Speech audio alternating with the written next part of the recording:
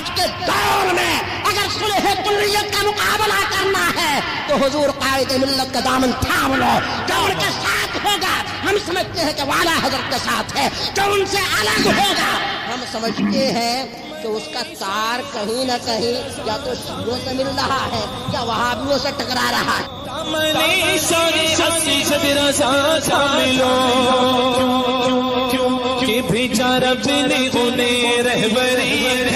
بعد توفیق کے مت والو شمع رسالت کی پروانوں، السلام علیکم ورحمۃ اللہ وبرکاتہ.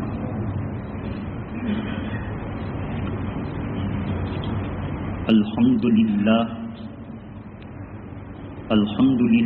نحمده ونصلي ونسلم على رسوله الكريم. اما بعد فاعوذ باللہ من الشیطان الرجیم. بسم اللہ الرحمن الرحیم. ان الصلاة تنہی عن الفحشاء والمنکر ولذکر اللہ اکبر واللہ یعلم ما تصنعون. وقال اللہ تبارک و تعالی فی القرآن المجید اقم الصلاۃ لذکری. وقال اللہ تبارک و تعالی فی القرآن المجید وارکعوا مع الراکعین. صدق اللہ العلی العظیم.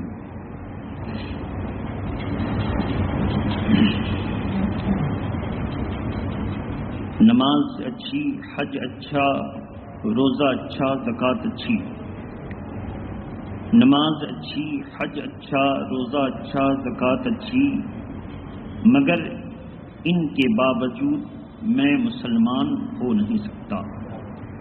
نہ جب تک کٹ مروں شاہ بطحا کی عزت پر، خدا شاہد ہے کامل میرا ایمان ہو نہیں سکتا. عزیزان ملت اسلامیہ، آج کی اس محفل محبت میں گزشتہ سے منسلک نماز ہی سے متعلق گفتگو ہوگی، اور تمام فرائض میں سب سے اہم اور اعظم فرض جو ہم لوگوں پر ہے وہ نماز ہی ہے. اور نماز ہی ایک ایسا عمل ہے جو کفر و اسلام کے مابین حد فاصل ہے، فرق پیدا کرتا ہے. نماز ایک ایسا عمل ہے جس کا معاملہ یہ ہے کہ قیامت کے دن سب سے پہلے نماز سے متعلق پوچھا جائے گا، جس کو فارسی میں ایسے کیا گیا روز محشر کے جاں گداز بود اولین پرشش نماز بود. قیامت کے دن جان کو پگھلانے والی گرمی ہوگی، اور اس وقت سب سے پہلا سوال ہوگا تو نماز ہوگا. نماز سے متعلق جنتی جہنم میں جھانک کر دیکھیں گے تو دیکھیں گے بہت سے کلمہ پڑھنے والے جہنم میں موجود ہیں. ان سے پوچھیں گے، پارہ نمبر 29 سورہ مدثر، ما سلککم فی سقر، کس چیز نے تمہیں جہنم میں پہنچا دیا؟ وہ کہیں گے قالو، وہ کہیں گے لم نکو من المصلین، ہم نماز نہیں پڑھتے تھے.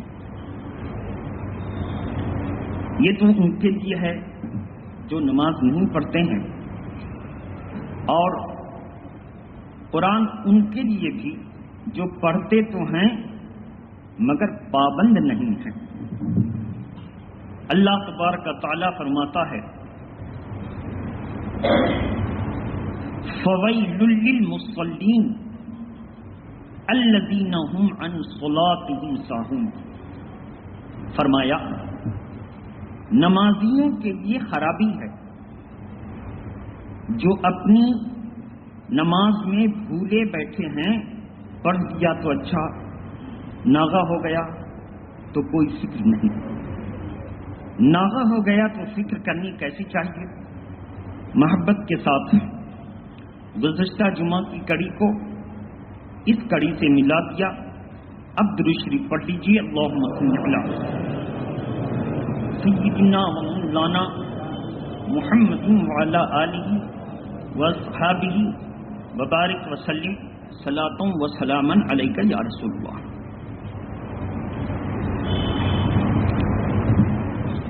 نماز سے متعلق سستی کرنے والے اور ناغہ کر دینے والے اس حدیث سے عبرت حاصل کریں، جس کا مفہوم یہ ہے کہ ایک اللہ کے نیک بندے کی نماز پابندی سے ہوتی رہی اور ان کے گھر میں ان کا بیٹا یا کوئی بچہ انتقال کر گیا تو لوگ تعزیت کے لیے، پرسا کے لیے کثرت سے آنے لگے۔ تو انہوں نے فرمایا کہ تم اتنی کثرت سے اس وقت نہیں آتے جب کسی کی نماز قضا ہو جاتی ہے۔ نماز قضا ہو جائے تو جا کر کے پرسا تو تعزیت کرو، کیونکہ نماز چھوڑنے والا روح رکھتا ہے مگر زندہ نہیں، روح رکھتا ہے مگر زندہ نہیں، تو پرسا اس مردے کو جا کر کے تو میں تو سمجھتا تھا، بزرگ فرماتے ہیں، میں تو سمجھتا تھا کہ لوگ نماز اگر قضا ہوگی تو آئیں گے پرسا دینے کے لیے، مگر بچہ انتقال کر گیا تو لوگ آ کے پرسا دیتے ہیں۔ سنو، اگر تم نماز، اللہ کے ولی کہتے ہیں، سنو، اگر تم نماز کی اہمیت جان لیتے تو پھر کسی کی نماز چھوٹ جاتی تو افسوس کرتے، افسوس آپ نے نماز چھوڑ دی، اللہ آپ کو توفیق دے، اللہ آپ پر کرم فرمائے، لیکن تم ایسا نہیں کرتے ہو۔ سنو، اس وقت تک تم اللہ کی بارگاہ سے قیامت میں ہٹ نہ سکو گے جب تک ذرہ ذرہ کا حساب نہ دے لو۔ اس لیے مذہب اسلام میں 5 باتیں ضروری ہیں۔ بنی الاسلام علی 5، اسلام کی بنیاد 5 باتوں پر، 5 چیزوں پر رکھی گئی۔ سب سے پہلے ایمان، ایمان میں 2 چیز، توحید و رسالت، اللہ کو اس طرح ماننا جیسے اللہ کے رسول نے ماننے کا حکم دیا، رسول اللہ کو اس حیثیت سے ماننا جیسے صحابہ اکرام مانا کرتے تھے۔ یہ ہے اس کا قاعدہ، صحابہ اکرام جس طرح مانا کرتے ہیں، ایسا نہیں کہا کہ مسلمان جس طرح مانا کرتے، نہیں، مسلمانوں کے موجودہ عمل میں اور صحابہ کے طریقے میں بہت فرق آ گیا ہے۔ تو ہم لوگوں کو قرآن نے حکم دیا کہ تم رسول اللہ کو ایسے مانو جیسے صحابہ مانتے تھے۔ بہرحال تو بات چل رہی تھی گزشتہ جمعہ میں التحیات پر، کس پر چل رہی تھی؟ التحیات کا پڑھنا نماز میں کیا ہے؟ واجب۔ التحیات کا پڑھنا نماز میں واجب، اور اگر ایک لفظ بھی چھوٹ گیا تو واجب چھوٹ گیا۔ پوری التحیات کو صحیح متن کے ساتھ یاد کر لیں اور سب کو پڑھیں، کیونکہ کل کا کل وہ واجب ہے۔ تو آئیے ذرا ہم التحیات پر غور کرتے ہیں۔ سب سے پہلے التحیات، اگلے دفعہ میں نے بتایا تھا التحیات نہیں، التحیات للہ والصلوات والطیبات، تمام زبانی عبادتیں، تمام جسمانی عبادتیں، زبانی عبادتوں کو قولی عبادت بھی کہتے ہیں، تمام جسمانی عبادتیں اور تمام مالی عبادتیں، طیبات مالی عبادتیں، سب اللہ کے لیے ہے۔ کیا معاملہ ہے اس کا؟ ہمارے اور آپ کے پیارے نبی صلی اللہ علیہ وسلم معراج کے موقع پر جب اللہ کے حضور حاضر ہوئے تو ہر آدمی اپنے اعتبار سے اپنی صلاحیت کے مطابق جب کہیں جاتا ہے تو میزبان کے لیے تحفہ لے کر جاتا ہے۔ تو اللہ تعالیٰ نے فرمایا میرے محبوب تم میرے لیے کیا تحفہ لے کر آئے ہو؟ تو میرے آقا نے فرمایا التحیات للہ والصلوات والطیبات، تمام قولی عبادتیں، تمام فعلی عبادتیں ہاتھ پیر کے ذریعے جو نماز، اور تمام مالی عبادتیں جیسے زکوٰۃ اور حج، یہ سب اللہ کے لیے۔ اللہ تبارک تعالی نے اس تحفہ کو قبول فرمایا اور وہ راضی ہوا، رضا کے ساتھ کہتا ہے السلام علیکہ ایھا النبی ورحمۃ اللہ وبرکاتہ، سلام ہو آپ پر، اللہ کی رحمتیں اور برکتیں، قربان جائیے اپنے نبی پر۔ میرے اور آپ کے سرکار نے معراج کے موقع پر اللہ کے دربار میں حاضر ہیں اور ہم کو نہیں بلایا، بولی ہم کو نہیں بلایا۔ میرے آقا فرماتے ہیں السلام علینا، کیا فرمایا؟ السلام علینا وعلی عباد اللہ الصالحین، سلام ہم پر بھی اور اللہ کے نیک بندوں پر بھی۔ اس میں ایک نقطہ ہے کہ اللہ کے نبی نے فرمایا سلام ہم پر بھی اور نیک بندوں پر بھی، تو گناہگار ہم لوگ کہاں چلے گئے؟ سوال یہ ہوگا نا، ہم لوگ گناہگار کہاں چلے گئے؟ تو عربی کا قاعدہ ہے واحد متکلم کے لیے الگ صیغہ اور جمع متکلم کے لیے الگ صیغہ۔ مثلا ہم اکیلے بات کر رہے ہیں تو کہیں گے میں آپ سے مخاطب ہوں، اور ہم لوگ مل کر آپ سے بات کریں گے تو کیا کہیں گے؟ ہم آپ سے مخاطب ہیں، ہم جمع کے لیے اور میں واحد کے لیے۔ اس کو سمجھ گئے؟ تو اب دیکھیے کتنی اچھی بات ہے، اللہ کے نبی نے فرمایا السلام علینا، سلام ہم پر، اس ہم کے لفظ کے نیچے تمام گنہگار امتیں آ گئیں۔ گویا کہ اللہ کے پیارے نبی نے ہم کو وہاں ہمارے اعمال کے سہارے نہ چھوڑا، بلکہ تمام گنہگاروں کو اپنی رحمت والی چادر میں سمیٹ کر تب رب کی بارگاہ میں کہا کہ سلام ہم پر بھی ہو اور اللہ کے نیک بندے پر بھی ہو۔ تو حضور اپنے تمام گنہگار امتوں کو اپنے ساتھ ملا کر کہتے ہیں سلام ہم پر۔ اس کے بعد اللہ کی بارگاہ میں حضور نے تحفہ پیش کیا، اللہ نے حضور کو سلامتی دی، ان کی امت پر سلامتی کیا۔ اب جب فرشتوں نے ان اللہ اور اس کے رسول کی گفتگو اور مکالمے کو سنا تو پکار اٹھے اشہد ان لا الہ الا اللہ واشہد ان محمدن عبدہ ورسولہ۔ 3 ٹکڑے میں اطفیات ہے۔ پہلا ٹکڑا میرے سرکار کی زبان سے نکلا، دوسرا اللہ کا فرمان، اور تیسرا فرشتوں کا قول۔ فرشتوں نے کہا اشہد ان لا الہ الا اللہ، مانا میں گواہی دیتا ہوں کہ اللہ کے علاوہ کوئی لائق عبادت نہیں، اور میں گواہی دیتا ہوں کہ محمد صلی اللہ علیہ وسلم اللہ کے برگزیدہ بندے اور مقدس رسول ہیں، مقدس رسول ہیں۔ اب اس میں ایک نقطہ، مقدس رسول ہیں، یہ ہیں کا لفظ بتا رہا ہے کہ اللہ کے نبی جو دنیا میں تشریف لائے تھے وہ زمانہ بھی رسول کا تھا، اور اللہ کے پیارے نبی کا یہ زمانہ بھی انہی کا ہے، اور قیامت تک ان کا زمانہ رہے گا، اور قیامت تک وہ ہم میں رہیں گے۔ کبھی ہم پریزنٹ والا صیغہ، حاضر والا صیغہ کہتے ہیں کہ مقدس رسول ہیں، اگر اللہ کے پیارے نبی مر کے فنا ہو جاتے تو دنیا کہتی مقدس رسول تھے. کیا کہتی دنیا؟ مقدس رسول تھے.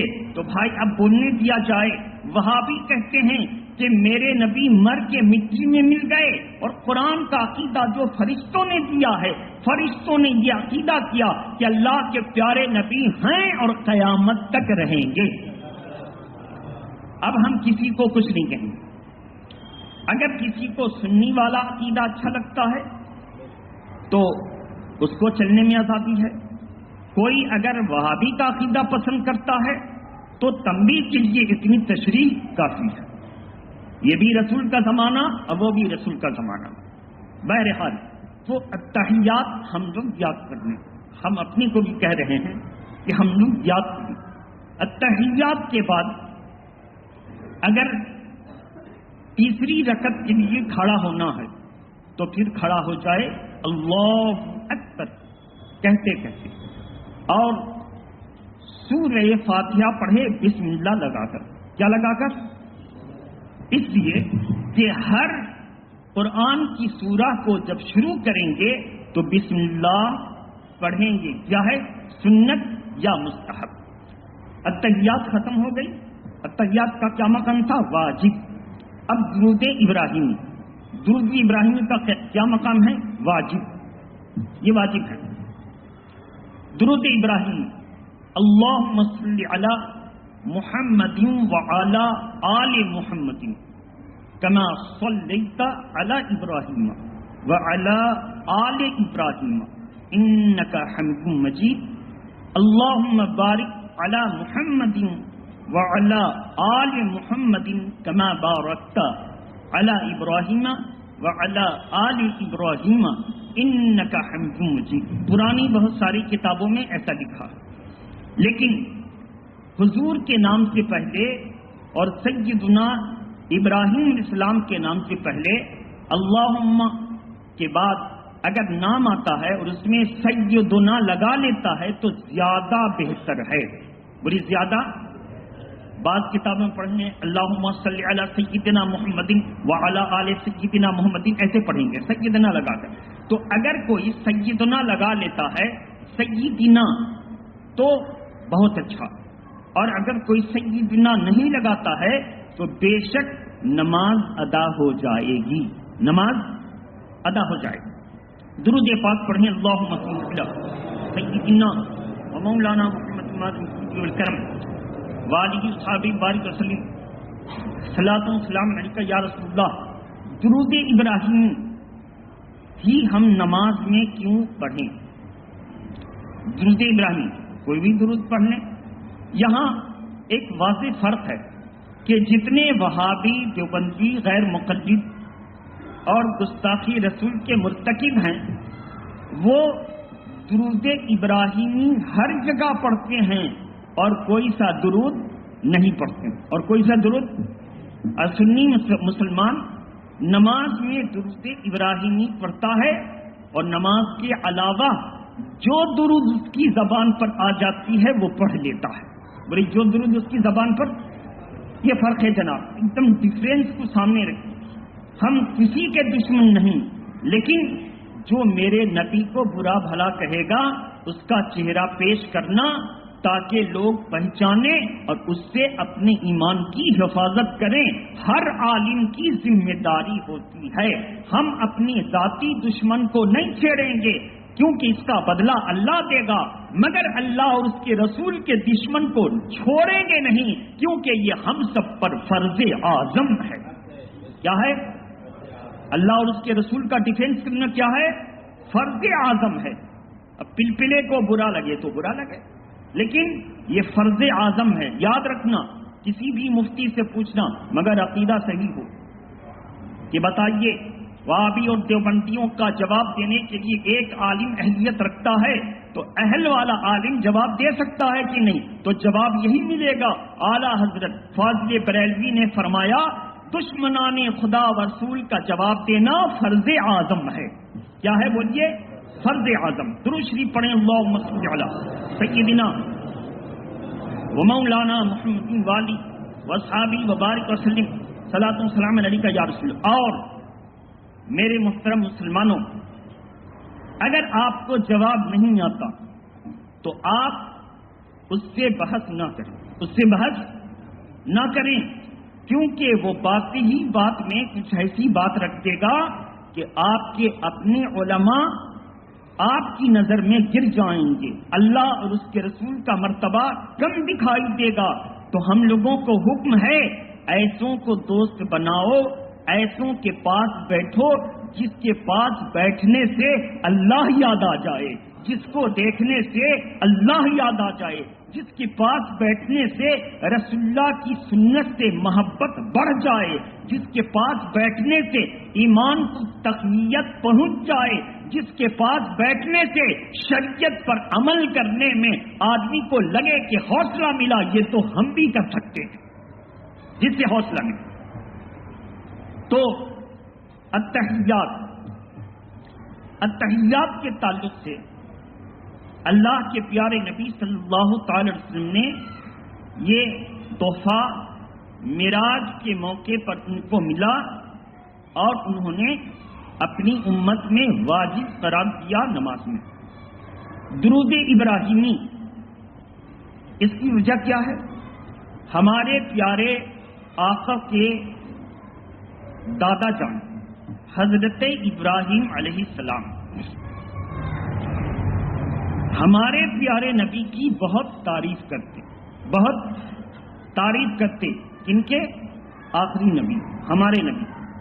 اور پارہ نمبر 1 رکوع نمبر 15 میں ارشاد فرما دیا، ربنا وابعث فیہم رسولا منہم، اے اللہ ہم نے تیرے حکم کے مطابق تیرا گھر کعبہ بنا دیا۔ کیا بنایا؟ کعبہ بنا دیا۔ کعبہ کا نام کعبہ کیوں؟ کیونکہ وہ معقب ہے۔ کیا ہے؟ جیومیٹری والے طلبہ آسانی سے سمجھ جائیں گے۔ معقب ہے یعنی چاروں طرف سے چکور، تھوڑا سا کا فرق ہے، لیکن دور سے دیکھنے میں کیا لگتا ہے؟ چکور، چوکٹا۔ تو جس میں 4 ضلع ہوں اس کو کیا کہیں گے؟ مرکب، اور جس میں 3 ضلع ہوں اس کو کیا کہیں گے؟ مثلث۔ کیا کہیں گے؟ مثلث۔ جیومیٹری والے طلبہ اس کو سمجھ سکتے۔ تو بہرحال تو اے اللہ میں نے تیرا پاک گھر کعبہ بنا دیا، اب تو میری نسل میں اسماعیل کی اولاد میں ایک عظیم شان نبی کی جو آوازہ گونج رہی ہے کہ وہ آئیں گے۔ ابراہیم تجھ سے دعا کرتا ہے کہ آئیں گے بے شک، تو میری اولاد اسماعیل کی نسل میں بھیج دے تاکہ وہ تیرے گھر کو آباد اور قائم رکھ سکیں۔ تو میرے آقا کیا فرماتے ہیں اپنی پیدائش کا ذکر کرتے ہوئے، اپنی میلاد کا ذکر کرتے ہوئے، میں دعائے ابراہیم ہوں۔ پوچھا یا رسول اللہ آپ جب پیدائش کا ذکر کرتے ہیں تو کہتے ہیں کہ میں ابراہیم کی دعا ہوں، تو پہلا پارہ وہی آیت کریمہ ربنا وابعث تلاوت فرمائی کہ میرے دادا جان نے ہمیں اپنی اولاد میں مانگا تاکہ ہم کعبہ کو آباد کر سکیں، تو انہوں نے میرا ذکر کیا، میرے لیے دعا کی، تو میں اب ان کا احسان ادا کروں گا۔ ان کا احسان کیسے ادا کریں گے؟ درود ابراہیمی پڑھوا کے، زور سے بولیے، درود ابراہیمی پڑھوا کر کہ میرے دادا جان نے جب تک دنیا میں اقامت رہی کہا کرتے تھے وہ آ رہے ہیں، وہ آ رہے ہیں، وہ آ رہے ہیں۔ اے میرے غلاموں، اے آخری امت، اب تم درود ابراہیمی پڑھ کر کے اس احسان کا بدلہ دے دو کہ کہو کہ میرے آقا کے لیے دعا فرمائی، حل جزاء الاحسان الا الاحسان۔ تو اللہ کے پیارے نبی خلیل نے میرے آقا کی آمد کا اعلان کیا اور میرے آقا نے ابراہیم علیہ السلام کے لیے درود پاک قیامت تک کے لیے پڑھنے کا حکم عطا فرمایا۔ تو یہ بات ہو گئی۔ درود ابراہیمی کے بعد دعائے ماسورہ حدیث پاک کے ایک شعبے کو اثر کہتے ہیں۔ تو جتنی دعائیں ہیں وہ حضور کے زبان سے نکلی ان کو اثر کہا جاتا ہے۔ دعائے ماسورہ میں اگر کسی کو یاد نہ ہو تو اتنا کہہ لیا اللہم اغفر لی اللہم اغفر لی، اللہم اغفر لی، تو ٹھیک ہے۔ اور اگر کسی کو کچھ یاد نہیں ہے، التحیات یاد ہے، درود ابراہیمی یاد ہے، پھر وہ سلام اگر پھر دے گا تو نماز ہو جائے گی، نماز ہو جائے گی، کیونکہ التحیات واجب، درود ابراہیمی اللہم صلی علی محمد یہاں تک واجب، اور دعائے معصورہ واجب نہیں۔ لہذا سنت اگر نماز میں چھوٹ جائے تو ثواب کم ہوگا، مگر نماز ہو جائے گی، مگر نماز ہو جائے گی۔ اس کو ایک دم ذہن نشی کر لیں، کیونکہ ساری گڑبڑیاں نماز نہ پڑھنے والے سے ہی منسلک ہوتی ہیں، یا نماز صحیح نہ پڑھنے والے سے منسلک ہوتی ہیں، کیونکہ یہ میرا کہنا نہیں، اللہ کے پیارے نبی صلی اللہ تعالی وسلم سے کسی نے کہا، یا رسول اللہ، وہ رات میں ناکا لگا کر اور تجارتی آفروں کو لوٹا کرتا ہے، دن میں نماز پڑھتا ہے، دن میں نماز پڑھتا ہے۔ اللہ کے پیارے نبی نے فرمایا، اس کی نماز اسے سکھا دو۔ بے شک جب کوئی ٹھیک نماز پڑھے گا تو پارہ نمبر 21 پہلی آیت، ان الصلاۃ تنہا عن الفحشاء والمنکر، بے شک نماز تمام برائیوں سے اور بے حیائیوں کی باتوں سے روکتی ہے، منع کرتی ہے۔ لہذا اگر کوئی نماز پڑھ کر گناہ سے نہ رک سکے تو ضرور نماز میں کمی ہے، اگر نماز کامل ہوتی تو وہ گناہ سے بچ جاتا، کیونکہ ہمارا دعویٰ نہیں ہے، قرآن کا دعویٰ ہے کہ نماز برائیوں اور بے حیائیوں کی باتوں سے روکتی ہے، کسی انسان کا دعویٰ نہیں۔ اب اس کے بعد آخری مرحلہ آتا ہے سلام پھیرنے کا۔ سلام پھیرنے کی یہ اصطلاحی زبان شرع کی روشنی میں ہے خروج بسمعہ، یعنی اپنے ارادے کے ساتھ سلام پھیرنا۔ اپنے ارادے کے ساتھ آدمی نماز سے باہر کب آ گیا وہ دیکھیے، جیسے کہا السلام علیکم، تو جیسے لفظ السلام ہو گیا نماز سے وہ باہر ہو گیا۔ مسئلہ ذرا سا غور سے سن، جیسے امام نے کہا السلام، اب کوئی مقتدی آ کر چاہے کہ جماعت کا فائدہ اٹھا لے، جلدی سے نماز میں ملنا چاہے کہ دوسرا سلام ابھی باقی ہے، دوسرا سلام ابھی، تو وہ نماز میں نہیں مل سکتا، اس لیے کہ دائیں طرف لفظ السلام جیسے ہو گیا نماز سے سب نکل گئے۔ اب جب نماز سے امام نکل گیا تو اقتدا کیسی، اس کو ذہن میں رکھیں، جب تک دائنی طرف پہلا سلام نہ پڑھا ہو تب تک تو وہ اقتدا کر سکتا ہے، لیکن جب سلام کا ذکر ہو گیا تو اب وہ اقتدا نہیں کر سکتا ہے۔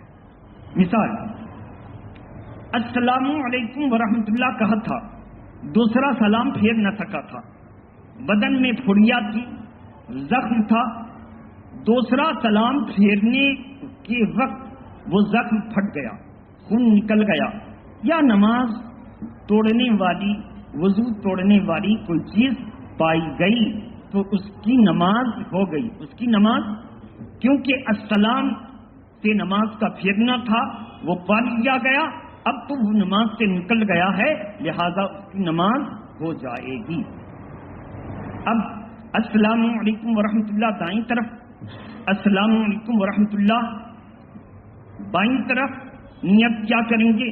امام نیت کرے گا، دائیں طرف کے تمام فرشتے اور مقتدی، بائیں طرف کے تمام فرشتے اور مقتدی، مقتدی اور عام اور تنہا پڑھنے والے نیت کریں گے، دائیں طرف کے فرشتے، بائیں طرف کے فرشتے، اور اگر جماعت میں ہیں دائیں طرف کے مسلمان، بائیں طرف کے مسلمان، اور اگر کوئی امام صاحب کے پیچھے پڑھ رہا ہے پیچھے، تو وہ امام صاحب کی بھی نیت کرے گا، دائیں طرف والوں کی بھی نیت کرے گا اور بائیں طرف والوں کی بھی نیت کرے گا کہ ہم ان سب کو سلام پھیر رہے ہیں۔ سلام پھیرنے کے بعد کچھ وظیفہ افزائے پڑھنا، اور سلام کیوں پھرتے ہیں اس کی وجہ اللہ کے نبی نے فرمایا تم نماز کو ایسے پڑھو کہ تم اللہ کے جلووں میں گم ہو جاؤ، اپنے کو فنا دو۔ تو گویا ہم سب مل کر اللہ کے جلووں میں گم ہو گئے تھے، کیا کہیں گے؟ غائب۔ کیا کہیں گے؟ ہم لوگ غائب ہو گئے تھے، ہم لوگ غائب ہو گئے تھے۔ پھر جب سلام نماز ہو گئی، اور جب نماز ہو گئی تو ہم لوگ کیا ہو گئے؟ حاضر ہو گئے۔ کیا ہو گئے؟ حاضر ہو گئے۔ تو حاضر ہو تو ایک غائب جب کسی سے ملاقات کرتا ہے تو اس کی تحیت کیا ہوتی ہے؟ سلام۔ ملاقات کے وقت کی دعا، تحیت منے ملاقات کے وقت کی دعا۔ تو جب ایک مسلمان کسی مسلمان کے پاس حاضر ہوتا ہے تو اس کی تحیت کیا ہوتی ہے؟ السلام علیکم۔ کیا تحیت ہوتی ہے؟ السلام علیکم۔ گویا کہ ہم لوگ اللہ کے جلووں میں گم تھے، اللہ سے کلام کر رہے تھے، اب آئے دنیا میں تو اب ہم ایک دوسرے کو سلام کرتے ہیں، ایک دوسرے کو سلام کرتے ہیں۔ اس کو ذہن میں محفوظ رکھیے، انشاءاللہ پھر اگلے جمعہ کو ہم اس کڑی کو بڑھائیں گے۔ اللہ تبارک و تعالی ہم سبوں کو نماز درست رکھنے، صحیح پڑھنے کی توفیق رفیق عطا فرمائے۔ وآخر دعوانا الحمدللہ رب العالمین۔ السلام علیکم۔ کھڑے ہو کر صفیں درست